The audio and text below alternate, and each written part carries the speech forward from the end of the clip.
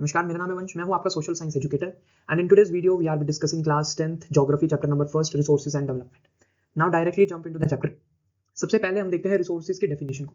Resource होता क्या है? रिसोर्स वो हर चीज है जो हमारे इन्वायरमेंट के अंदर अवेलेबल है और हमारी जरूरत पूरी करती है। ठीक है, कुछ भी चीज आपके आसपास है, पानी, हवा, नदी, पेड़ पौधे, बस इन तीन कंडीशन पूरी होने के बाद, अगर ये तीन कंडीशन पूरी हो जाती है तो आप कह सकते हो वो रिसोर्स है। सबसे पहली कंडीशन आती है टेक्नोलॉजिकली असेसेबल, यानी जो चीज आपको चाहिए उसको लेने के लिए आपके पास टेक्नोलॉजी होनी चाहिए। एग्जाम्पल क्या है? आपके पास एक नाली का पानी है, आप एक एरिया में खड़े हो, आपको बहुत प्यास लग रही है, आसपास कहीं साफ पानी नहीं है, आपके पास सिर्फ नाली है एक। उस नाली से अगर आपको पानी पीना है, तुम्हें लग रहा है अभी ये पानी तुम्हारी प्यास बुझा सकता है, पानी एक एज अ रिसोर्स है, पानी एक रिसोर्स है। बट वो रिसोर्स कब बन सकता है? जब वो पानी साफ हो। पानी साफ हो, ये क्या चीज है? ये कंडीशन है। तो इसी तरीके से हर एक रिसोर्स में कंडीशन लगती है। जब वो कंडीशंस पूरी हो जाती हैं तब हम उन्हें रिसोर्स बोल देते हैं। सबसे पहली कंडीशन आती है टेक्नोलॉजिकली असेसिबिलिटी, यानी उस रिसोर्स को लेने के लिए आपके पास इनफ अमाउंट ऑफ टेक्नोलॉजी होनी चाहिए, आपके पास टेक्नोलॉजी हो, आप उस रिसोर्स को ले सके। सेकंड क्या है? इकोनॉमिकली फीजेबल, यानी उसको जब आप उस रिसोर्स को लोगे, उस रिसोर्स को लेने के बाद उससे आपको प्रॉफिट होना चाहिए। आपने उस रिसोर्स के ऊपर मान लो 10,000 रुपए इन्वेस्ट किए तो 10,000 से ज्यादा का प्रॉफिट आपको होना चाहिए। थर्ड क्या है? कल्चरली एक्सेप्टेबल, यानी वो चीजें आपके कल्चर में, आपकी सोसाइटी उन्हें एक्सेप्ट करनी चाहिए। अगर अब एग्जाम्पल यहां पर हम ले सकते हैं जैनिज्म का। अब जैनिज्म के अंदर जो अनियन और गार्लिक है वो क्या है? वो लोग नहीं खाते, तो वो उनके लिए वो रिसोर्स नहीं है। बाकी सबके लिए वो रिसोर्स है, सो उनके लिए वो रिसोर्स नहीं है क्योंकि उनके कल्चर में वो चीज एक्सेप्टेबल नहीं है। सो इस तरीके से एक रिसोर्स वो होता है जो हमारी जरूरत को पूरी करता है। जरूरत के साथ साथ जब वो इन तीन कंडीशन को पूरी कर देता है, टेक्नोलॉजी होनी चाहिए, हमें प्रॉफिट होना चाहिए और हमारे कल्चर में वो चीज एक्सेप्ट होनी चाहिए, तब हम उसे फुली रिसोर्स कह सकते हैं। नेक्स्ट है क्लासिफिकेशन ऑफ रिसोर्सेज। पहले आपकी बुक में ये क्लासिफिकेशन ऑफ जो रिसोर्सेज था बिल्कुल डिटेल में दिया गया था, बट अब इनके सिर्फ नाम रह चुके हैं, मैं फिर भी आपको एक्सप्लेन कर देता हूं। सो यहाँ पर 4 बेसिस पर हम रिसोर्सेज को क्लासिफाई करते हैं। सबसे पहला है on the basis of origin. Origin का मतलब क्या होता है? बर्थ, यानी वो रिसोर्सेज किस तरीके से बना है। पहला है बायोटिक।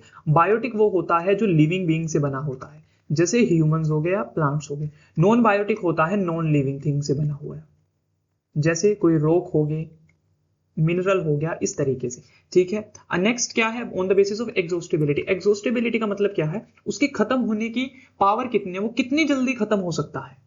ठीक है, वो कितनी जल्दी एग्जॉस्ट हो सकता है, खत्म हो सकता है। सबसे पहला क्या है? रिन्यूएबल है। रिन्यूएबल ऐसा रिसोर्स है जो शॉर्ट पीरियड के अंदर, जो खत्म होने के बाद जिसे हम रिन्यू कर सकते हैं शॉर्ट पीरियड के अंदर। यानी मान लो तुम्हारे पास पानी है, तुमने पानी पिया, अब जैसे हाइड्रोलॉजिकल साइकिल के थ्रू है, अब पानी तुमने पिया, वो नीचे जाएगा, फिर नीचे से क्या होगा? इवेपोरेट होकर, अब पानी वो इवेपोरेट होकर ऊपर जाएगा, फिर कंडेंस होकर वो पानी बनेगा, फिर वो प्रेसिपिटेट बारिश होकर दोबारा नीचे आ जाएगा। तो वो क्या है? वो रिन्यू होता जा रहा है। ऐसे सनलाइट बार बार रिन्यू होती जा रही है। सो वो क्या है? रिन्यूएबल। नॉन रिन्यूएबल रिसोर्सेज क्या है? जो एक बार खत्म हो जाए तो बनने में हजारों साल लगते हैं, यानी मिलियंस ऑफ ईयर्स उन्हें लग जाते हैं दोबारा से बनने में। इसका एग्जांपल क्या है? कोल और हमारे पेट्रोलियम हो गया। अब कोल अगर आज खत्म हो जाए तो उसे दोबारा बनने में हजारों साल लगेंगे। तो कहने का मतलब ये है, ये वो चीजें हैं जो खत्म होने के बाद दोबारा रिप्रोड्यूस हो सकती हैं बहुत शॉर्ट पीरियड के अंदर, और नॉन रिन्यूएबल वो हैं जिन्हें हजारों साल लग जाते हैं दोबारा बनने में। नेक्स्ट क्या है? ओनरशिप, यानी उनका मालिक कौन है। सबसे पहला क्या है? इंडिविजुअल, जो एक इंडिविजुअल के द्वारा होल्ड किए जाते हैं, जैसे मेरा घर मेरी कार। नेक्स्ट क्या है? कम्युनिटी, जो एक कम्युनिटी के, एक ग्रुप के लोगों के पास होती है, जैसे एक कम्युनिटी पार्क हो गया। ठीक है, एक रोड हो गई आपकी लोकल रोड। तो वो नेशनल क्या है? जो पूरे देश के होते हैं, जो सेंट्रल गवर्नमेंट के अंडर आते हैं, जैसे नेशनल हाईवेज हो गया, रिवर्स होगी, ये सारी चीजें। इंटरनेशनल रिसोर्स क्या होते हैं? जो किसी भी एक कंट्री के अंडर नहीं आते, इन्हें इंटरनेशनल इंस्टीट्यूट, जैसे यूएन हो गया, ये इस तरीके के इंस्टीट्यूट इन्हें चलाते हैं और इनसे परमिशन लेनी पड़ती है। On the basis of status of development, यानी उस रिसोर्स की कितनी डेवलपमेंट हो चुकी है, किस तरीके से हम यूज कर रहे हैं। सबसे पहला क्या है? पोटेंशियल। पोटेंशियल एक ऐसा रिसोर्स होता है जो हमारी जरूरत पूरी तो कर सकता है, बट अभी कुछ कमियों के कारण वो हमारी जरूरत पूरी नहीं कर सकता। पोटेंशियल में ये चीज समझिए, अब तुम्हारा पोटेंशियल है कि तुम 90% लेकर आ सकते हो क्लास 10th के अंदर, तुम पढ़ सकते हो। अब तुम पढ़ नहीं रहे, अब वो कोई भी कारण हो सकता है, कुछ भी कारण हो सकता है, तुम्हारा खेलना, दौड़ना, रिलेशनशिप में आना, कुछ भी हो सकता है। तो वो क्या है, पढ़ना तुम्हारा पोटेंशियल है, तुम्हारे अंदर इतना पोटेंशियल है, तुम पढ़ सकते हो, बट तुम पढ़ नहीं रहे।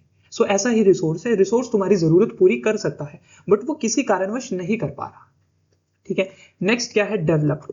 डेवलप्ड यानी जो डेवलप हो चुके हैं, वो तुम्हारी जरूरत पूरी भी कर सकते हैं और तुम्हारी जरूरत वो पूरी कर भी रहे हैं, जो अब करंटली यूज के अंदर है। नेक्स्ट क्या है, स्टॉक। अब स्टॉक रिसोर्स वो होते हैं जब हमारे पास लैक ऑफ टेक्नोलॉजी हो। यहां पर तो कोई भी रीजन हो सकता है, यहां पर कोई भी एनी रीजन हो सकता है यूज ना करने का। यहां पर हमारे पास रीजन होता है लैक ऑफ टेक्नोलॉजी, टेक्नोलॉजी की कमी होना। नेक्स्ट ये है रिजर्व्ड रिसोर्स। रिजर्व्ड ऐसे रिसोर्स हैं जो हमारी जरूरत पूरी भी कर सकते हैं और हमारे पास टेक्नोलॉजी भी है उन्हें यूज करने के लिए, बट अभी हम इन्हें यूज नहीं कर पा रहे क्योंकि हमने उन्हें फ्यूचर के लिए सेव कर कर रखा हुआ है। वैसे ये आपकी बुक में इतना डिटेल में नहीं है, सिर्फ नाम नाम आपको याद करने हैं। नेक्स्ट है डेवलपमेंट ऑफ रिसोर्सेज। डेवलपमेंट, देखिए डेवलपमेंट का मतलब यहां पर है making resource useful for human, यानी रिसोर्सेज के डेवलपमेंट का मतलब है कि रिसोर्सेज को इस तरीके से बना देना कि वो हमारी जरूरतें पूरी कर सके। अब जो रिसोर्स है वो एक फ्री गिफ्ट है नेचर का, वो हमें फ्री मिला है, सो जिसके कारण लोग उसे इनडिस्क्रिमिनेटली यूज कर रहे हैं, यानी बुरे तरीके से यूज कर रहे हैं। जिनको वो मिल रहा है वो ज्यादा ले रहे हैं, और कई ऐसे हैं जिन्हें वो बिल्कुल भी नहीं मिल रहा, जो उसके लिए तड़प रहे हैं। सो अब अगर हम रिसोर्सेज को गलत तरीके से, यानी ग्रीडी, एक तरीके से मान लीजिए लालच के तरीके से अगर यूज करते हैं, सो उससे कुछ मेजर प्रॉब्लम्स हमें देखने को मिलती है। सबसे पहली मेजर प्रॉब्लम हमें देखने को मिलेगी डिप्लीशन ऑफ रिसोर्सेज, यानी रिसोर्सेज जो है वो खत्म होते चले जाएंगे। आई बात समझ? अब कैसे? अब पानी है, पानी आपकी जरूरत पूरी भी कर सकता है और वो आपकी जरूरत पूरी कर भी रहा है, बट अगर आप पानी को गलत तरीके से इस्तेमाल करोगे, आप डेली अपनी गाड़ियां धोगे, डेली अपना घर धोगे, डेली पानी की फुहारे मारोगे डेली, तो वो आप उसे गलत तरीके से इस्तेमाल कर रहे हो, क्योंकि एक रीजन ऐसा भी है जहां पर पानी पीने के लिए भी नहीं है। सो आप रिसोर्स को गलत तरीके से इस्तेमाल कर रहे हो। सो उससे क्या होगा, जो रिसोर्स है उसकी कमी तो होगी, ऑब्वियसली सी बात है, कमी तो होगी ना। सो पानी की कमी होगी, खत्म होगा। Accumulation of resources in few hands, यानी जो रिसोर्स है वो अब हम उसे गलत तरीके से इस्तेमाल करते हैं। हमारी सोसाइटी में कुछ ऐसे लोग हैं जिनको रिसोर्स बहुत अच्छे से मिलता है और कुछ ऐसे हैं जिन्हें मिलता ही नहीं, जिसके कारण जो सोसाइटी है वो दो सेगमेंट में डिवाइड हो जाती है, रिच में एंड पुअर में। इसका एग्जांपल आप दिल्ली से ले लीजिए। दिल्ली कितनी बड़ी है, कितने बिलियनर और मिलियनर्स दिल्ली के अंदर रहते हैं, हमारे टॉप के मिनिस्टर्स दिल्ली के अंदर रहते हैं। अब उनको तो कभी पानी की कमी महसूस नहीं हुई। कभी आपने प्राइम मिनिस्टर का ट्वीट देखा है, कभी प्राइम मिनिस्टर की वीडियो देखी है कि मेरे पास पानी नहीं है, हमारे पास गंदा पानी आ रहा है? कभी नहीं। क्यों? क्योंकि जो रिसोर्स का एक्यूमुलेशन है वो कुछ हाथ में है, यानी कुछ लोगों के पास रिसोर्स आ रहा है, कुछ लोगों के पास नहीं आ रहा। अब जिनके पास रिसोर्सेज नहीं आते वो तो गरीब ही रहेंगे। कुछ ऐसे लोग हैं जिन्हें एजुकेशन नहीं मिल रही, अब एजुकेशन नहीं मिलेगी तो वो बेटरमेंट की तरफ नहीं जा पाएंगे, तब उनकी डेवलपमेंट नहीं होगी, तब वो गरीब रहेंगे। अब जिन्हें खाने के लिए नहीं मिल रहा, पानी पीने के लिए नहीं मिलेगा, तब भी वो गरीब रहेंगे। अब एक ऐसे हैं जिन्हें सब कुछ मिल रहा है और एक ऐसे हैं जिन्हें कुछ नहीं मिल रहा। सो गरीब और अमीर में तो डिवीजन हो गई। अब दूसरा, इकोलॉजिकल क्राइसिस। ग्लोबल इकोलॉजिकल क्या है, हमारे इकोसिस्टम को, इकोसिस्टम में ह्यूमंस आते हैं, एनिमल्स आते हैं, प्लांट्स आते हैं, ये सारी चीजों को क्या होगा, क्राइसिस, इन सब के, यानी इन सब की हमें दिक्कत आना शुरू हो जाएगी, इन सब में प्रॉब्लम्स देखने को मिलेगी, सच एज ग्लोबल वार्मिंग। अब रिसोर्स ग्लोबल वार्मिंग कैसे करता है? अब आपने एक फैक्ट्री लगाई है, किस चीज की, माइनिंग की। अब आप माइनिंग कर रहे हो लालच में बहुत ज्यादा। अब माइनिंग करने के लिए आपको मशीन्स की जरूरत पड़ेगी, मशीन्स के अंदर आग जलेगी, वो मशीन्स चलेंगी, तो वो क्या करेंगी, वो पोल्यूशन भी तो करेंगी, वो क्या करेंगी, गैसेस रिलीज करेंगी एनवायरनमेंट के अंदर, तो वो क्या करेंगे, ग्लोबल वार्मिंग करेंगी। इतनी ज्यादा फैक्ट्रीज लग रही हैं, बिना फिल्ट्रेशन के वो काम कर रही हैं, तो वो क्या कर रही हैं, CO2 कार्बन डाइऑक्साइड जो है वो बहुत ज्यादा कर रही है हमारे एनवायरनमेंट के अंदर, ग्लोबल वार्मिंग हो रही है। अब ग्लोबल वार्मिंग हो रही है तो उससे क्या होगा, हमारी जो ओजोन लेयर है वो डिप्लीट होगी, यानी वो फटना शुरू हो जाएगी, खराब होना शुरू हो जाएगी। सो इस तरीके से हमने पहले रिसोर्सेज के बारे में देखा। अगर रिसोर्सेज को हम सही तरीके से इस्तेमाल नहीं करेंगे तो हमें ये प्रॉब्लम्स देखने को मिलेंगी। जिसके कारण हमें रिसोर्स को अच्छे से इस्तेमाल करना बहुत ज्यादा जरूरी हो जाता है। An equitable distribution of resources has become essential for a sustained quality of life and global peace. यहां पर क्या कहते हैं, रिसोर्सेज का इक्विटेबल यानी इक्वली डिस्ट्रीब्यूशन करना, उसको बराबर से बांटना बहुत ज्यादा एसेंशियल जरूरी है अगर हमें सबकी लाइफ को अच्छा बनाना है और पूरी दुनिया में शांति बनाए रखनी है। अब ट्रंप क्या कहते हैं इस टाइम पर, वो कहते हैं ग्रीनलैंड मुझे दे दो, जितना भी दुनिया का तेल है वो मुझे दे दो। अब लड़ाइयां हो रही हैं, वो कहते हैं सारी पावर मेरे को दे दो, कोई दूसरा न्यूक्लियर ना बना पाए, कोई दूसरा बंदा तेल ना यूज कर पाए, तो क्या होगा, लड़ाइयां होगी। अब उससे क्या, ग्लोबल पीस ही तो इफेक्ट हो रहा है। तो इसीलिए रिसोर्सेज का इक्वल डिस्ट्रीब्यूशन बहुत ज्यादा जरूरी है, सिर्फ एक देश के लिए नहीं बल्कि पूरी दुनिया के लिए। ठीक है, सो यहां पर हमें समझ आता है जो इक्विटेबल डिस्ट्रीब्यूशन है रिसोर्सेज का हैज बिकम एसेंशियल, वो बहुत ज्यादा इंपॉर्टेंट बन चुका है। अब इक्वल डिस्ट्रीब्यूशन ऑफ रिसोर्सेज का किस तरीके से कर सकते हैं, रिसोर्स प्लानिंग कर कर। अगर हम रिसोर्सेज की अच्छे से प्लानिंग करेंगे तभी हम रिसोर्सेज को अच्छे से इस्तेमाल कर पाएंगे। अब रिसोर्सेज प्लानिंग करना इतना जरूरी क्यों है और रिसोर्सिंग प्लानिंग होता किस तरीके से है, वो इसके अंदर देखेंगे। Resource planning has become a very important in a country like India which has enormous diversity in availability of resource। यानी एक हमारे जैसी कंट्री के लिए बहुत ज्यादा इंपॉर्टेंट है रिसोर्सेज की प्लानिंग करना। क्यों, हमारे पास रिसोर्सेज की कमी नहीं है, बट हमारा ज्योग्राफी कुछ ऐसी है, ये एक रीजन है यहां पर रिसोर्स बहुत ज्यादा है और ये एक रीजन है यहां पर रिसोर्स है ही नहीं, और ये दोनों हिस्से इंडिया के हैं। आया समझ? सो कहने का मतलब ये है, इंडिया के अंदर रिसोर्सेज बहुत ज्यादा हैं, बट कुछ ऐसी जगह है जहां पर रिसोर्सेज बहुत ज्यादा हैं और कुछ ऐसी जगह है जहां पर रिसोर्सेज बहुत कम है, जिसके कारण रिसोर्सेज की प्लानिंग करना हमारे लिए बहुत ज्यादा जरूरी हो चुका है। जैसे अरुणाचल प्रदेश जो है उसके अंदर पानी का रिसोर्स बहुत ज्यादा है, बट इंफ्रास्ट्रक्चर बहुत कम है, क्योंकि वहां पर टेरेन्स है, पहाड़ी इलाका है, सो जिसके कारण वहां पर स्ट्रक्चर बनाना इतना ज्यादा पॉसिबल नहीं है। ऐसे ही राजस्थान है, राजस्थान के अंदर जो गर्म हवा बहुत चलती है, विंड बहुत चलती है और सोलर की जो किरणें हैं वो बहुत ज्यादा आती है, जिसके कारण वहां पर हम एनर्जी जो है अच्छे से बना सकते हैं, इलेक्ट्रिसिटी अच्छे से बना सकते हैं, बट वहीं वहां पर पानी की कमी है। तो ऐसे ही हमारे पास पानी बहुत ज्यादा है, बट कहीं पर बहुत ज्यादा है और कहीं पर पानी कम है। इस तरीके से रिसोर्स की प्लानिंग करना हमारे लिए जरूरी हो जाता है। अब रिसोर्स की प्लानिंग किस तरीके से करते हैं, रिसोर्स की प्लानिंग करना एक कॉम्प्लेक्स प्रोसेस है, यानी एक मुश्किल प्रोसेस है, इसके अंदर काफी ज्यादा तामझाम हमें करना पड़ता है। सबसे पहला प्रोसेस इसके अंदर आता है identification and inventory of resources. इसके अंदर हम क्या करते हैं, रिसोर्सेज की छानबीन करते हैं, रिसोर्सेज कहां पर हैं, सर्वे करते हैं और उनकी मैपिंग करते हैं, यानी लोकेट करते हैं। रिसोर्सेज को जांचते हैं वो कहां पर है, क्वालिटी कितनी है, क्वांटिटी कितनी है, ठीक है, और उनका अंदाजा लगाते हैं वो रिसोर्स है कितना। ठीक है, सबसे पहले रिसोर्सेज को लोकेट करना और उसकी क्वालिटी और क्वांटिटी देखना वो कहां पर है और कितना है। दूसरा क्या है, उसका प्लानिंग स्ट्रक्चर बताना। हमने ऊपर देख लिया रिसोर्स कितना है, अब देखते हैं उस रिसोर्स को हम ले किस तरीके से सकते हैं, उसके लिए तैयारी करना, एप्रोप्रिएट टेक्नोलॉजी बनाना। अब टेक्नोलॉजी से तो हम रिसोर्स को ले सकते हैं, स्किल डेवलप करना उसके लिए, यानी लेबर्स। स्किल का मतलब क्या है, वर्कर्स। ठीक है, अगला क्या, इंस्टीट्यूशन सेटअप करना। इंस्टीट्यूशन सेटअप करना क्या है, रूल्स बनाना, लॉज बनाना, फैक्ट्रीज मतलब जो भी यहां पर सेटअप चाहिए होगा, मशीन्स लगाना, इलेक्ट्रिसिटी का प्रबंध करना, ये सारी चीजें, यानी यहां पर सारा सेटअप करना। सेकंड प्रोसेस, पहले के अंदर आइडेंटिफाई करना कहां पर चीजें हैं, दूसरे के अंदर सेटअप बनाना, तीसरे के अंदर हमें ये प्लान बनाना है, अगर हमें एक एरिया के अंदर रिसोर्स मिला है यहां पर, वो रिसोर्स पूरे इंडिया की मदद किस तरीके से कर सकता है, उसको नेशनल डेवलपमेंट प्लान के साथ मिक्स करना, यानी उन्हें मैच करना, कि अगर हमें अरुणाचल प्रदेश के अंदर कोई सामान मिला है तो वो सामान वहां से लेकर हम पूरे देश में किस तरीके से बांट सकते हैं, किस तरीके से पूरे देश में उसकी मदद कर सकते हैं। ठीक है, ये होती है रिसोर्स प्लानिंग। नेक्स्ट टॉपिक है कंजर्वेशन ऑफ रिसोर्सेज। हमने पीछे पढ़ा रिसोर्सेज होते क्या हैं, और रिसोर्सेज को हम बहुत गलत तरीके से इस्तेमाल कर रहे हैं, जिसके कारण हमें बहुत सारी प्रॉब्लम्स देखने को मिल रही हैं। अब उन प्रॉब्लम से बचने के लिए हमें क्या करना पड़ेगा, रिसोर्सेज को बचाना पड़ेगा, रिसोर्सेज की मदद करनी पड़ेगी, यानी कंजर्वेशन ऑफ रिसोर्सेज। रिसोर्सेज को हम गलत तरीके से इरैशनली यानी बिना सोचे समझे इस्तेमाल कर रहे हैं। अगर हमें जरूरत है एक चीज की तो हम वहां पर तीन चीजें ले रहे हैं, ठीक है, ओवर यूटिलाइजेशन, हद से ज्यादा यूज कर रहे हैं रिसोर्सेज का, जिसके कारण हमें बहुत ज्यादा सोशल इकोनॉमिक और इन्वायरमेंटल प्रॉब्लम्स देखने को मिलती हैं। यानी हमारी सोसाइटी में मनी रिलेटेड इशू हमें देखने को मिलते हैं, कुछ लोग अमीर होते जा रहे हैं, कुछ गरीब होते जा रहे हैं, ऐसी कुछ इन्वायरमेंटल प्रॉब्लम्स हमें यहाँ पर देखने को मिलती है।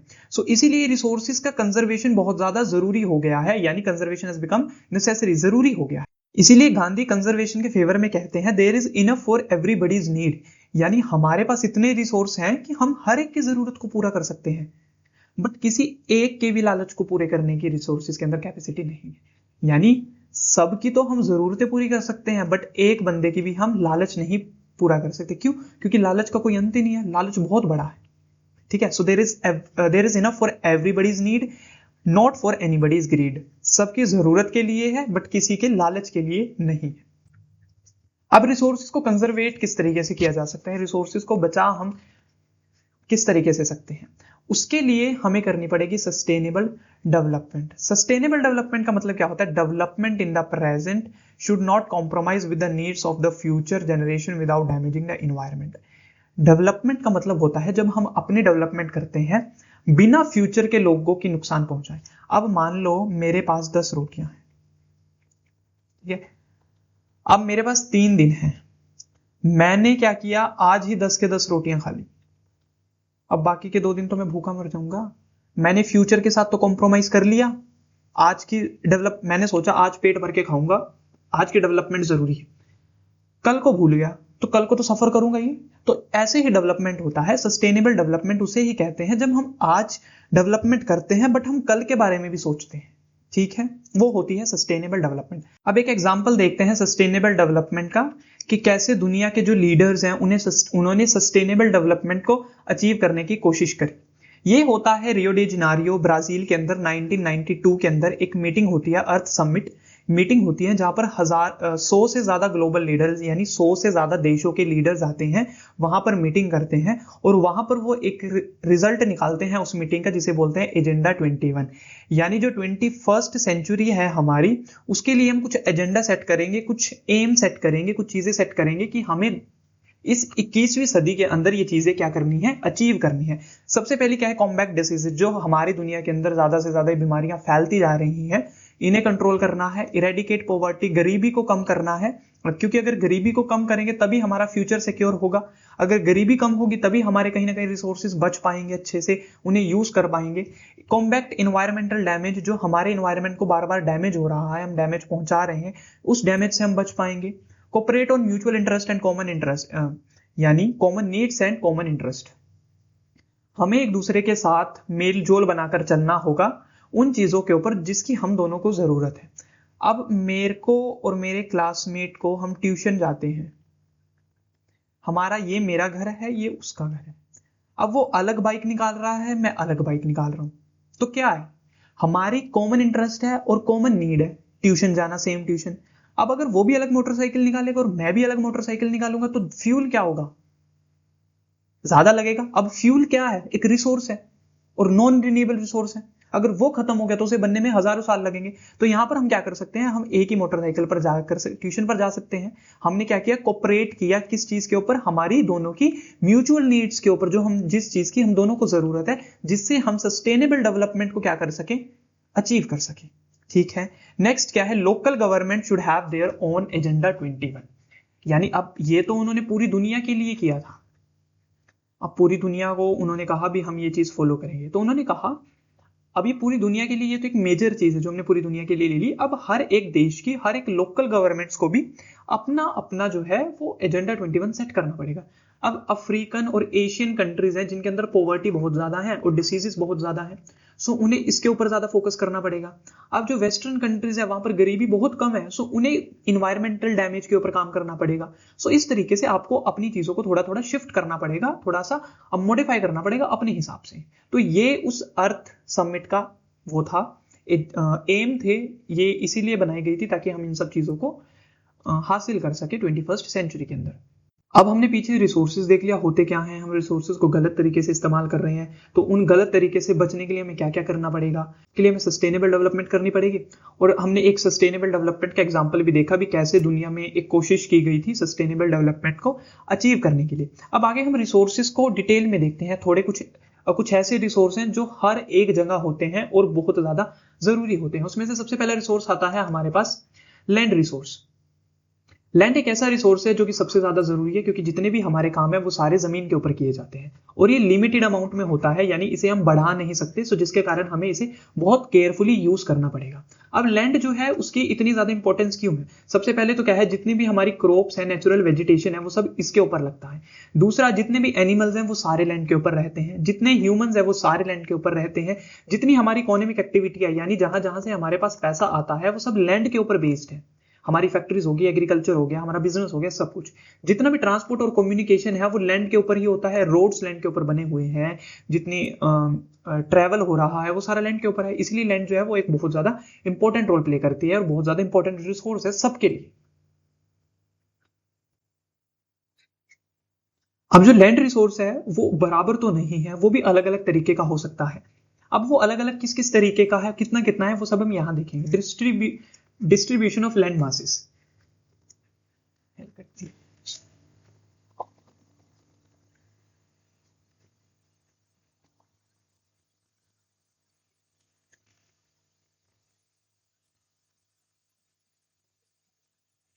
Distribution of land masses. Distribution of land masses का मतलब क्या है, जो हमारी लैंड है वो अलग अलग तरीके से बटी हुई है। वो तीन तरीकों से बटी हुई है। सबसे पहले प्लेन्स, यानी जो फ्लैट लैंड्स होती हैं, ये लार्जेस्ट शेयर है लैंड का, हमें दिख रहा है 43% इन दोनों से ज्यादा है।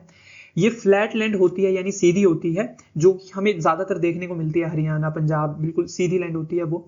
इस पे एग्रीकल्चर बहुत अच्छा होता है, इस पे इंडस्ट्रीज बहुत ज्यादा इजीली लग जाती हैं और ये डेंसली पॉपुलेटेड, यानी यहाँ पर पॉपुलेशन बहुत ज्यादा होती है, क्योंकि यहाँ पर घर बनाने बहुत आसान होते हैं। सेकंड क्या है, माउंटेन्स। माउंटेन्स जो है वो 30% है टोटल एरिया का। ये क्या है, ये हेल्प करते हैं पेरिनियल वाटर में, यानी ऐसी माउंटेन से ऐसी रिवर्स निकलती हैं जो पूरे साल चलती है, एनुअली। ऐसा नहीं है सीजनल भी बारिश आई और तब उनके अंदर पानी आएगा। माउंटेन के अंदर से ऐसी, अब गंगा है, गंगा क्या है, उसके अंदर 12 महीने पानी रहता है, तो वो कहां से आ रही है, माउंटेन से आ रही है।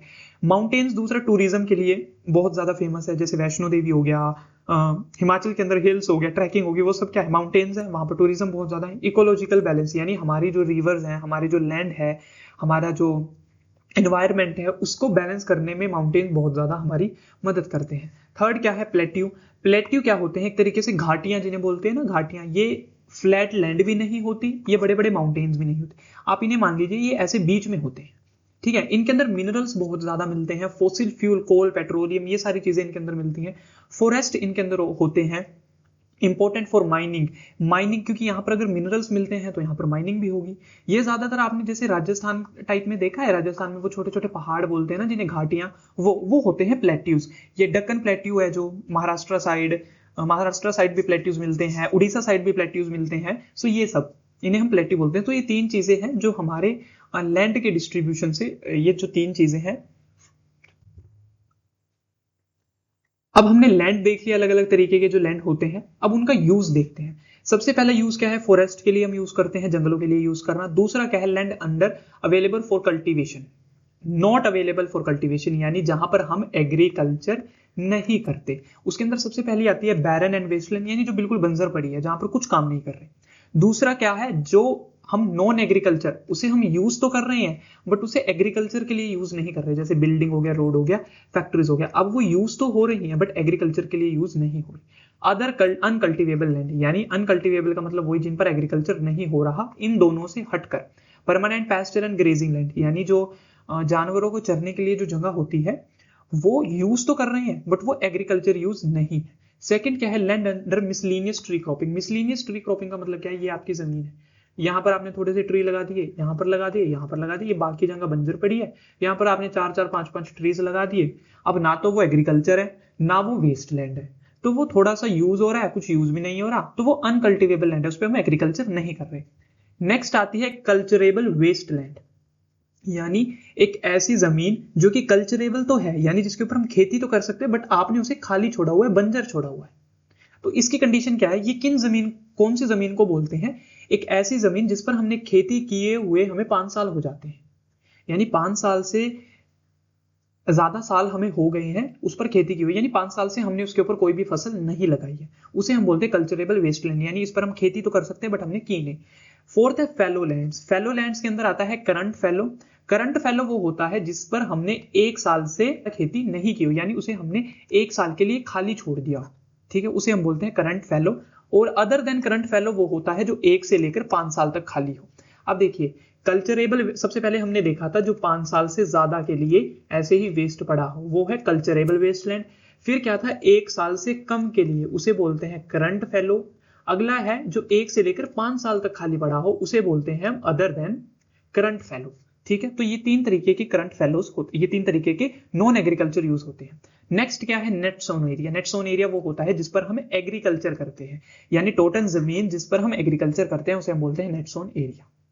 अब यहाँ पर ये डाटा दिया गया है आपको, अब यहाँ पर ये डाटा दिया गया है जर्नल लैंड यूज 1960 और 61 का, और 2019 और 2020 का।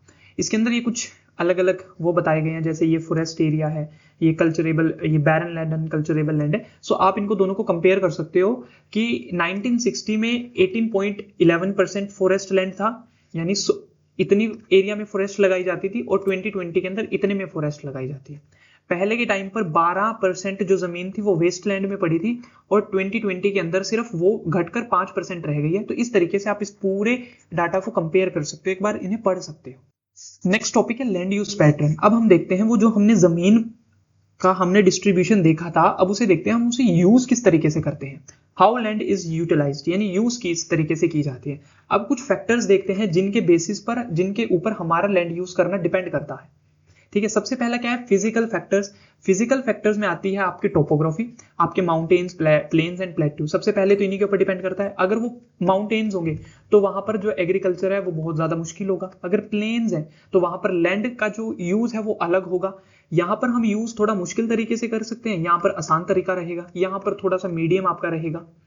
तो इस तरीके से सबसे पहली चीज तो यही डिपेंड करती है। दूसरा क्या है, क्लाइमेट। जिस तरीके का आपका क्लाइमेट होगा उस तरीके से आपकी लैंड यूज रहेगी। अगर आपका एरिया सूखा है तो आप वहां पर इस तरीके से लैंड का यूज करोगे ताकि आपका क्लाइमेट उसके साथ मैच हो जाए। अगला क्या है, सोयल टाइप। जिस तरीके की आपकी सोयल होगी आप उस तरीके से उसे यूज करोगे। अगर आपके पास ब्लैक सोयल है तो आप वहां पर क्या करोगे, कॉटन लगाओगे। अगर आपके पास एल्यूवियल सोयल है तो आप वीट या पैडी की क्रॉपिंग करोगे। अगला क्या है, ह्यूमन फैक्टर। अब लैंड यूज जो है ह्यूमन फैक्टर के ऊपर भी डिपेंड करता है। सबसे पहले क्या है, पॉपुलेशन। अब जितनी ज्यादा पॉपुलेशन होगी उस तरीके से लैंड का इस्तेमाल किया जाएगा। अब यहां पर मान लो ये 2 एरिया है, यहां पर 10 लोग रहते हैं, यहां पर 50 लोग रहते हैं, एरिया सेम है। यहां पर 10 लोगों के पास ज्यादा जमीन आएगी एग्रीकल्चर करने के लिए, यहां पर 50 लोगों के पास कम जमीन आएगी। अब लैंड यूज यहां पर भी डिफरेंट है, ठीक है। अगला क्या है, कल्चर एंड ट्रेडिशन। कल्चर और ट्रेडिशन के ऊपर भी है। कुछ कल्चर्स में लैंड को अलग तरीके से इस्तेमाल किया जाता है, कुछ कल्चर्स में अलग तरीके से। टेक्नोलॉजी के ऊपर भी, कुछ के पास टेक्नोलॉजी है तो वो खेती दूसरे तरीके से करेगा, कुछ के पास टेक्नोलॉजी नहीं है वो दूसरे तरीके से करेगा। अगर मेरे पास पैसा और टेक्नोलॉजी है तो मैं शायद अपनी जमीन के अंदर फैक्ट्री लगा लूं, अब जरूरी थोड़ी ना मैं एग्रीकल्चर ही करूंगा, तो वो उस तरीके से डिपेंड भी करता है। अब इंडिया के अंदर देखिए, जो इंडिया का टोटल ज्योग्राफिकल एरिया है वो 3.28 मिलियन है, स्क्वायर किलोमीटर है। उसमें से जो 93% एरिया है वो किसका है, यूज करने लायक, ठीक है। अब 93% जो है वो यूज करने लायक है, ये उन एरियाज का छोड़कर है जो कि हमारे नॉर्थ ईस्ट में है, क्योंकि वहां का डाटा इनकम्प्लीट है, वहां हमें पता नहीं चला कितना यूज के लायक है कितना नहीं है, क्योंकि वो थोड़ा सा टेरेन, माउंटेन, पहाड़ियों वाला इलाका है। सो वहां पर एस्टिमेट लगाना इतना इंपॉर्टेंट, इतना पॉसिबल नहीं है। अब कुछ एरियाज हैं जम्मू एंड कश्मीर के, वो भी सर्वे नहीं है, जैसे पीओके हो गया, पाकिस्तान ऑक्यूपाइड कश्मीर, और भी कुछ एरियाज है जो मिलिट्री के अंडर है। तो पूरा तरीके से इस तरीके से जो इंडिया का एरिया है वो अभी पूरा अच्छे से कंप्लीटली सर्वे नहीं हो पाया, कितना यूज के लायक है कितना यूज के लायक नहीं है। अब हमने पीछे देख लिया, जो जितना भी एरिया है वो सारा अच्छे से सर्वे नहीं हो पाया है इंडिया के अंदर। अब जो सर्वे हो चुका है एरिया उसको देखते हैं। उसमें से सबसे पहले है हमारे पास net sown area. Net sown area वो होता है जिस पर हम एग्रीकल्चर करते हैं।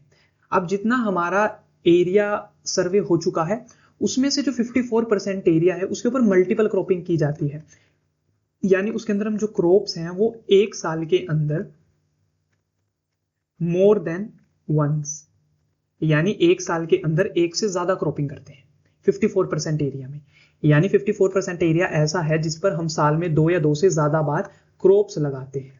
ठीक है, अब स्टेट वाइज वेरिएशन देखते हैं। अब नेट शोन एरिया जो वो टोटल तो 93% था। अब ये नहीं है कि हर स्टेट में ही बहुत ज्यादा है। अब कुछ ऐसी स्टेट्स हैं जैसे हरियाणा और पंजाब, उनमें 80% से ज्यादा यानी 80% से ज्यादा लोग खेती करते हैं। उनमें 80% से जो ज्यादा एरिया है उस पर एग्रीकल्चर किया जाता है। और वहीं पर जो असम है, मिजोरम है, यानी हमारा नॉर्थ ईस्टर्न हिस्सा है, उनमें 10 से भी कम है। ठीक है, अराउंड 10% के अराउंड है जिस पर खेती की जा सकती है। अब वहां पर कम रीजन क्या है? हिली टेरेन, पहाड़ी इलाका है, डेंस फॉरेस्ट, बहुत ज्यादा जंगल है, पुअर सोइल है, सोइल अच्छी नहीं है, हैवी रेनफॉल, बारिश बहुत ज्यादा हो जाती है जिसके कारण फसल खराब हो जाती है। नेक्स्ट है forest area.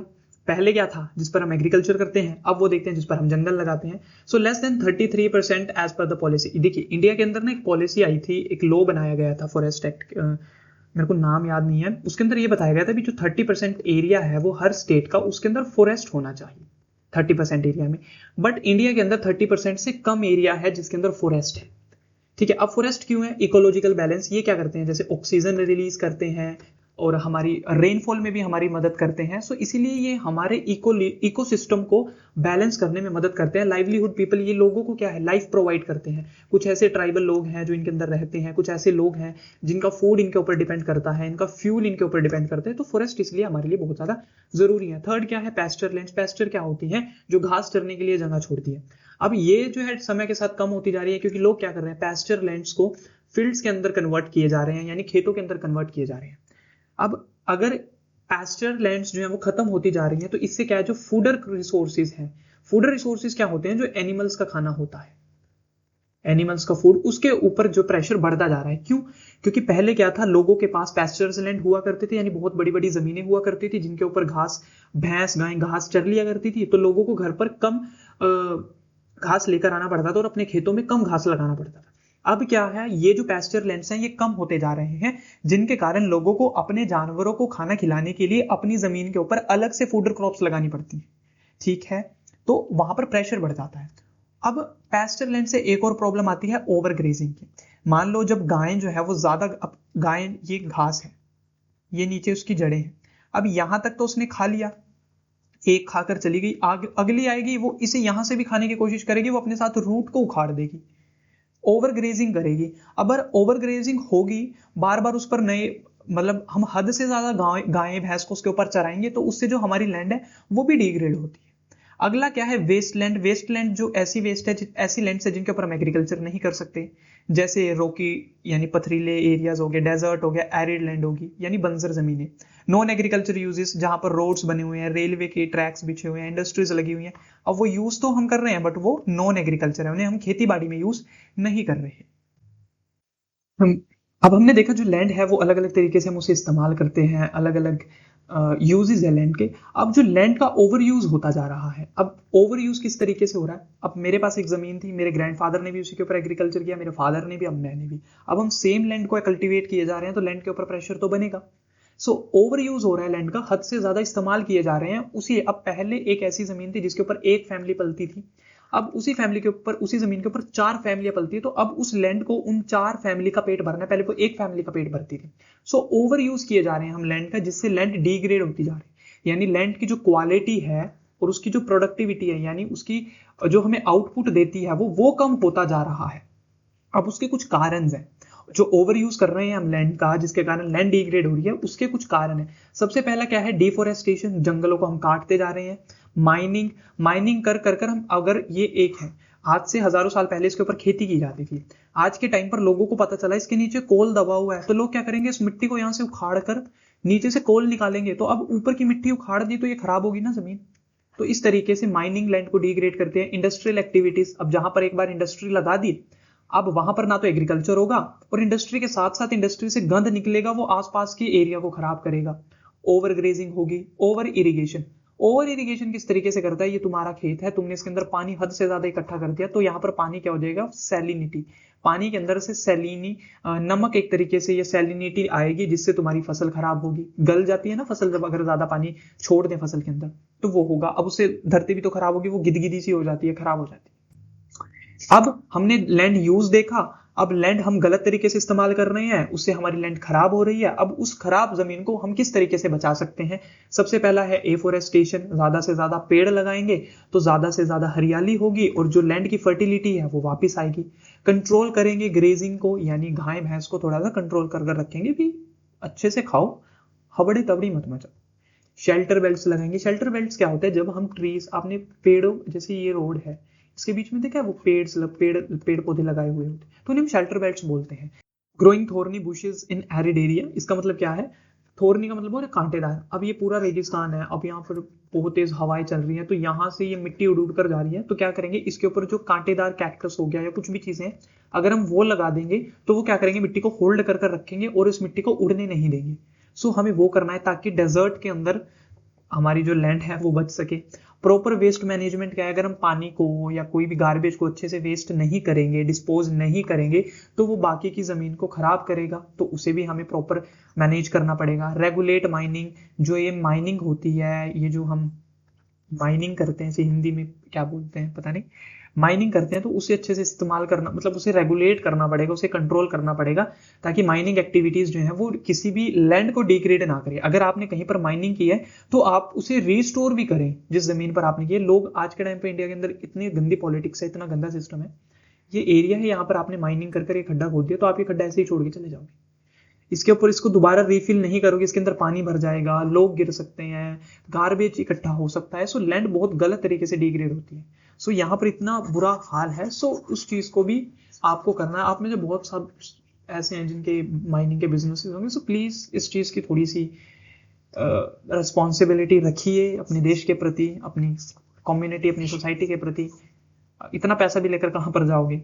So please. Next है सोइल एज अ रिसोर्स। अब सोइल को हम डिटेल में पढ़ते हैं। सोइल एक रिन्यूएबल रिसोर्स है, यानी जिसे हम दोबारा से रिन्यू कर सकते हैं, क्योंकि अगर उसे एक बार यूज कर लिया तो ऐसा तो नहीं है अभी वो एक बार यूज करने के बाद खत्म हो जाएगी, वो वहीं रहेगी, हम उसे दोबारा से अच्छी कर सकते हैं। अब सोइल हमारी किस चीज में मदद करती है? प्लांट ग्रोथ में, यानी हम उसके ऊपर पेड़ पौधे लगा सकते हैं। लिविंग ऑर्गेनिज्म की मदद करती है, अगर पेड़ पौधे लगाएंगे तो हम भी उसके ऊपर फल लगेंगे, हम खाएंगे, हम अपना घर बनाएंगे, तो इस तरीके से सोइल हमारी मदद करती है। It is a living system और living system organic contain environment, यानी सोइल एक लिविंग सिस्टम है। अब लिविंग सिस्टम कैसे? ये सोइल है। अब सोइल खाली नहीं है, इसके अंदर बहुत सारे organic matter and inorganic matter रहते हैं, ठीक है, लिविंग थिंग और non living thing, bacteria, chemicals, पता नहीं क्या क्या होंगे इसके अंदर, तो ये एक पूरा लिविंग सिस्टम है, ठीक है। इसके अंदर मिनरल्स होते हैं, सो ये पूरा लिविंग सिस्टम है। अब सोइल फॉर्मेशन, सोइल बनती किस तरीके से, वो दो चीजों के ऊपर डिपेंड करती है, factors of soil formation and natural forces, यानी सोइल की अपनी चीजें और दूसरा नेचुरल फोर्सेस जो बाहर से उसके ऊपर अप्लाई होती हैं। सबसे पहले उसकी अपनी चीजें देखते हैं जो उसकी फॉर्मेशन में डिपेंड करती है। सबसे पहले रिलीफ, यानी लैंडफॉर्म, वो बन कहां पर रही है, उसका एरिया क्या है, माउंटेन में है, प्लेट्यू में है, प्लेन्स में है, रिवर के पास है, कहां पर है, एरिड रीजन है, ड्राई रीजन है, वो बन कहां रही है। सेकंड क्या है, पेरेंट रॉक, यानी मिट्टी, देखिए मिट्टी टूट कर बनती है किसी भी चीज से, वो जिससे टूट रही है वो कैसा है, ठीक है। क्लाइमेट, वहां का क्लाइमेट कैसा है, वो किस तरीके से, बारिश की वजह से टूट रही है, वो धूप की वजह से टूट रही है, वो किस वजह से टूट रही है। वेजिटेशन एंड ऑर्गेनिज्म, वहां के लिविंग ऑर्गेनिज्म किस तरीके के हैं, वहां का खेती बाड़ी कैसी है, वहां पर पेड़ पौधे कैसे हैं, टाइमिंग क्या है, कितने टाइम में वो टूटती है। अब ये सारी चीजें भी डिपेंड करती, ये चीज भी रिस्पॉन्सिबल है भी, वो सोइल किस तरीके की बनेगी। क्यों? क्योंकि एक ऐसी सोइल है जिसे हजारों साल लगे टूटने के लिए, वो अलग तरीके की होगी। ऐसी जिसे कुछ सिर्फ महीने ही लगे हैं, वो अलग होगी। अब कोई सोइल जो है बारिश वाले रीजन में टूटी है, बारिश वाले रीजन में बन रही है, तो वो अलग होगी, जो ड्राई रीजन में बन रही है वो अलग होगी, ठीक है। तो इस तरीके से ये चीजें भी रिस्पॉन्सिबल है। अगला क्या है, नेचुरल फोर्सेस, जो बाहर से उनके ऊपर लगता है, जैसे टेम्परेचर चेंज, पहले सर्दी थी अब गर्मी आ चुकी है, तो सोइल भी वहां पर डिफर करेगी। अब रनिंग वाटर कैसे कर सकता है, कहीं पर अगर पानी बहुत तेजी से आ रहा है, अब जैसे जो एल्यूवियल सोइल है उसके अंदर वाटर बहुत इंपॉर्टेंट रोल प्ले करता है, पानी अपने साथ मिट्टी लेकर आता है और आसपास के एरियाज में वो मिट्टी छोड़ देता है। सो वहां पर क्या है, एल्यूवियल सोइल बनती है। एल्यूवियल सोइल वो आती कहां से, माउंटेन से, ऊपर से। विंड, हवा, हवा ने यहां से मिट्टी उठाई यहां पर गिर दी, ठीक है, तो वो भी फॉर्मेशन कर रही है। ग्लेशियर्स भी मदद करते हैं, डीकंपोजर्स भी मदद करते हैं। डीकंपोजर्स क्या करते हैं, वो मिट्टी को ब्रेक डाउन करते हैं, उनके अंदर न्यूट्रिशन प्रोवाइड करते हैं, उन्हें फर्टाइल बनाते हैं। तो ये कुछ ऐसी चीजें हैं जो सोइल को बनने में मदद करती है। अब सोइल की क्लासिफिकेशन देखते हैं, अलग अलग तरीके की सोइल्स होती हैं। वो अलग अलग किस तरीके की होती हैं? कलर के बेस पर अलग होंगी, टेक्सचर के बेसिस पर, थिकनेस के, एज के, फिजिकल एंड केमिकल प्रॉपर्टी, यानी उनकी प्रॉपर्टीज कैसी हैं, फिजिकल यानी बाहर की प्रॉपर्टीज कैसी हैं, केमिकल यानी अंदर की प्रॉपर्टीज कैसी हैं, उसके बेसिस पर कुछ सॉइल्स होती हैं, जैसे एलुवियल सॉइल हो गया, black soil, red and yellow soil, arid soil and forest and mountain soil. अब इन्हें डिटेल में देखते हैं। सबसे पहले आती है हमारे पास alluvial soil. Alluvial soil northern plains के अंदर पाई जाती है। एलुवियल सॉइल नॉर्दर्न प्लेन्स के अंदर पाई जाती है, इंडिया के यानी ऊपर के पार्ट में, इंडस, गंगा, ब्रह्मपुत्र यानी ये मेजरली रिवर्स के पास पाई जाती है, ठीक है। ऑल्सो राजस्थान, गुजरात और coastal region of in reverse. अब मैंने बताया ज्यादातर रिवर्स के पास पाई जाती है, नॉर्थ के अंदर ये रिवर्स हैं और नीचे कोस्टल डेल्टाज यानी समुद्र के आसपास के जो रीजन है ना, नीचे का ये इंडिया है, यहाँ पर ये गोदावरी, महानदी, कृष्णा ये वाली है, तो यहाँ पर भी एलुवियल इनके पास पाई जाती है। अब एलुवियल टाइप दो टाइप की, एलुवियल सॉइल दो टाइप की होती है, बांगर सॉइल और खादर सॉइल। बांगर सॉइल वो होती है जो लेस डिपॉजिट, ओल्डर डिपॉजिट यानी बहुत पुराने समय से एक जगह पड़ी होती है, ये लेस फर्टाइल होती है क्योंकि पुरानी सॉइल है, उसी के ऊपर बार बार खेती की जा रही है। खादर सॉइल जो है न्यू डिपॉजिट्स होती हैं, फ्लड प्लेन्स ये वाली, जैसे मैंने बताया था ना, नदी है, नदी अपने साथ मिट्टी लेकर आएगी और वो साथ वाले एरियाज में छोड़ देगी मिट्टी।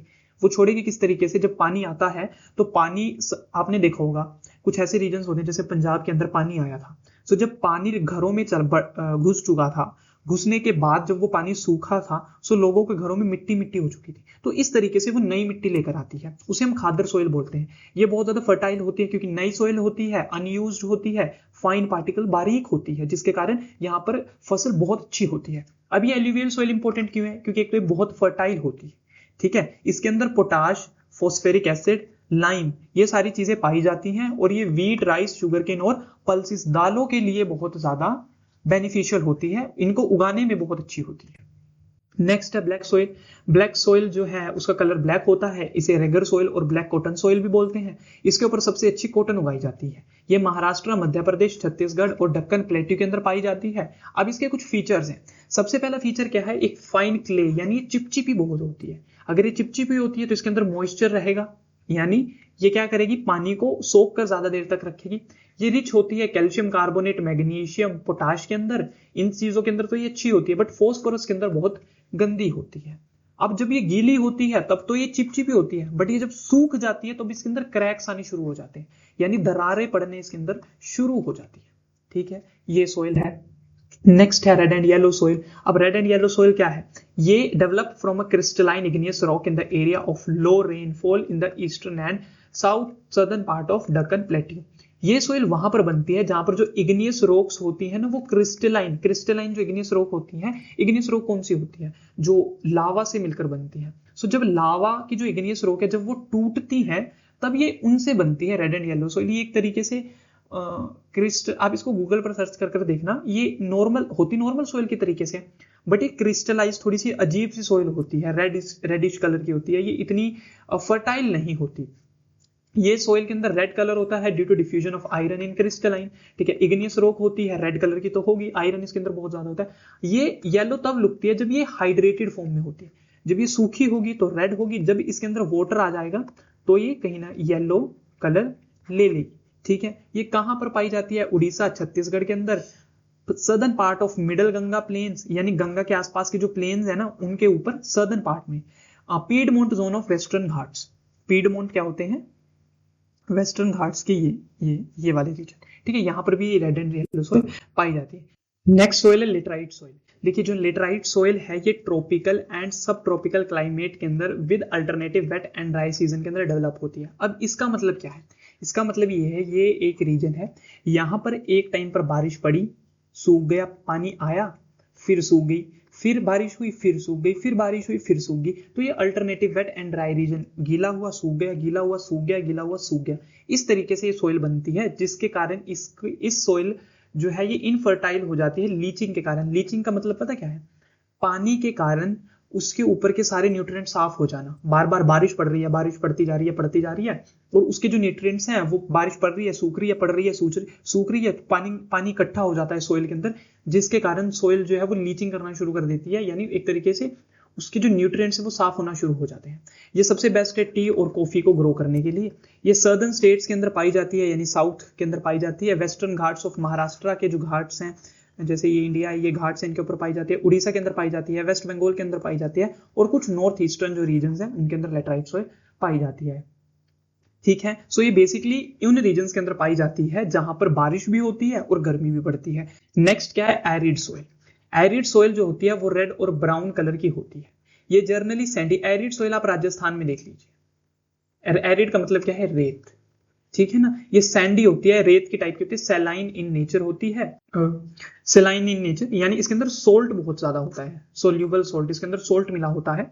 लैक होता है ह्यूमस। ह्यूमस क्या होता है, एक ऐसी जो हमारे ऊपर मतलब ऊपर की जो लेयर होती है ना सॉइल की, जिसके ऊपर खेती की जाती है, ये फर्टाइल लेयर होती है, ये उसके ऊपर नहीं होती, इसके अंदर पानी होल्ड नहीं होता। अगर आप रेत के ऊपर पानी गिरोगी तो वो एकदम से नीचे निकल कर आ जाएगा।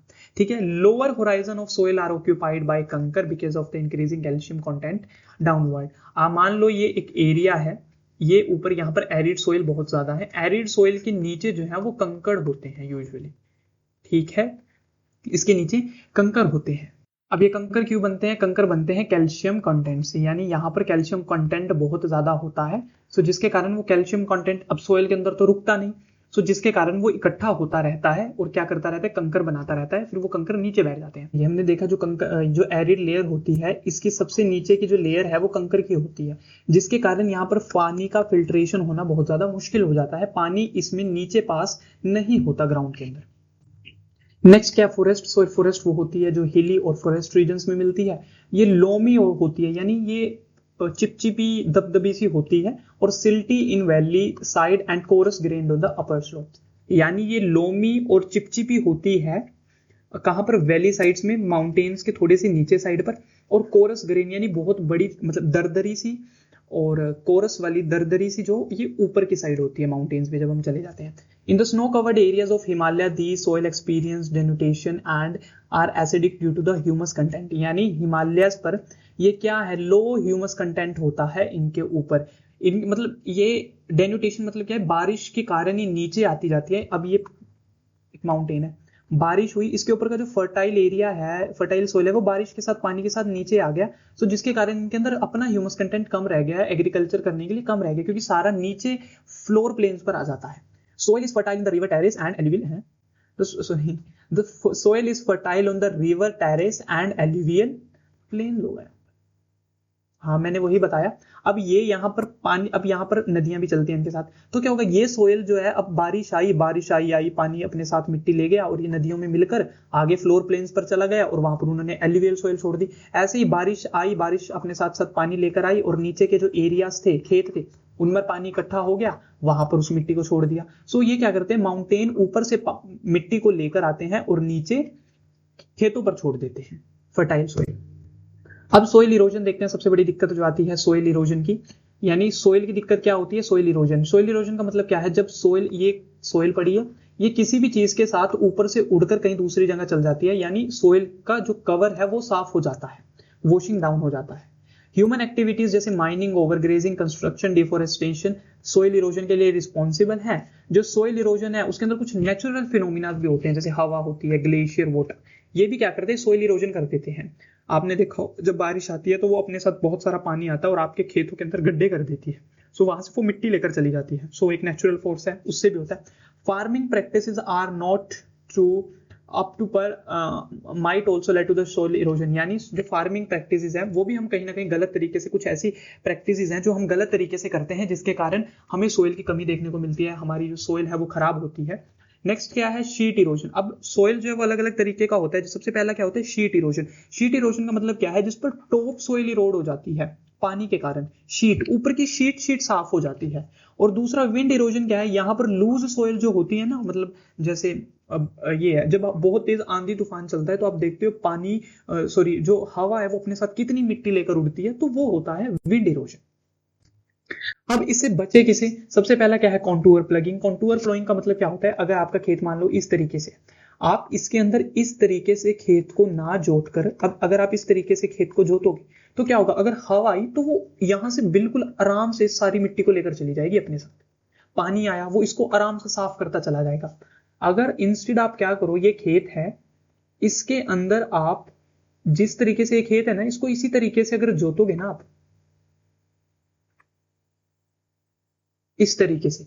तब यहां पर अगर बारिश आएगी तो वो क्या होगा, उसके लिए कि डिफिकल्ट हो जाएगा तोड़ना। अब यहां पर बारिश आई तो पानी इकट्ठा हुआ, वो यहीं पर पानी ब्रेक डाउन होता चला जाएगा, और जो विंड है वो भी यहां पर, उसका भी यहां पर ब्रेक डाउन होता चला जाएगा। वो इतनी आराम से जैसे यहां पर साफ कर देगी, इस तरीके से यहां पर वो साफ नहीं कर सकती सोइल को। नेक्स्ट क्या है, टेरेस फार्मिंग। टेरेस फार्मिंग क्या होती है, पहाड़ी इलाकों पर इस तरीके की फार्मिंग की जाती है ताकि यहां से आपकी, अब पानी का अगर एकदम, अगर आपने पहाड़ों के ऊपर इस तरीके की आप खेती करते हो, बारिश बहुत तेज आएगी, वो सारी मिट्टी साफ कर ले जाएगी, और जितना ढलान ज्यादा होगी उतनी ज्यादा पानी की स्पीड जो है वो बढ़ती चली जाएगी। सो जिसके कारण आप, पानी आया यहां पर गिर के टूट गया, फिर टूट गया, तो इस तरीके से जो पानी का क्या है फ्लो है वो क्या होता है, टूट जाता है, जिससे इरोजन कम होता है। स्ट्रिप क्रॉपिंग क्या होती है, fields are divided into strip, grass are grown between the crop, this slow down the wind and prevent soil erosion. ये आपका खेत है, यहाँ पर आपने फसल लगाई है, बीच में आपने क्या एक स्ट्रिप लगा दी किसी दूसरी फसल की, ट्री लगा दिया आपने, यहाँ पर फिर क्रॉपिंग की, फिर आपने ट्रीज लगा दी। अब इससे क्या होगा, जब हवा आती है, अब अगर आपने बिल्कुल ही खाली छोड़ा हुआ है खेत, हवा आएगी वो पूरे खेत की फसल को खराब कर देगी। अगर आपने बीच में थोड़े थोड़े पेड़ लगाए हैं ना, तो वो हवा क्या करेगी, पेड़ों से टकराएगी और हवा का फ्लो टूटेगा, जिसके कारण आपकी जो फसल है उसके ऊपर इफेक्ट कम पड़ेगा। नेक्स्ट क्या है, शेल्टर बेल्ट्स लगाना, row of trees planted in the desert and sandy area to protect soil. अब शेल्टर बेल्ट्स क्या है, एक ऐसा एरिया जहां पर एग्रीकल्चर नहीं कर सकते, तो वहां पर आप क्या कर सकते हो, पेड़ पौधे लगाओ। अगर पेड़ पौधे लगाएंगे तो वहां पर क्या होगा, बारिश से भी पानी कम, बारिश का जो पानी है वो भी सोइल इरोजन कम करेगा, क्योंकि जो पेड़ों की जड़ें हैं उन्होंने अपने अंदर सोइल को जोड़ कर रखा हुआ है, तो वहां पर भी सोइल इरोजन कम होगा। अब ऐसे ही विंड की तरफ होगा, अगर बारिश आएगी, सॉरी हवा आएगी, तो वो क्या करेगी, पेड़ों से टकराएगी। अब पेड़ों से वो टकराकर टूटेगी, उसकी स्पीड कम होगी, जिसके कारण जो नीचे की मिट्टी है वो कम इरोड होगी। सो ये था आपका chapter resources and development. I know बहुत लेंदी हो चुका है, 1 घंटे की वीडियो हो चुकी है, but I think worth it रहेगा आप लोगों के लिए देखना। थैंक यू सो मच, और चैनल को सब्सक्राइब जरूर करें। धन्यवाद।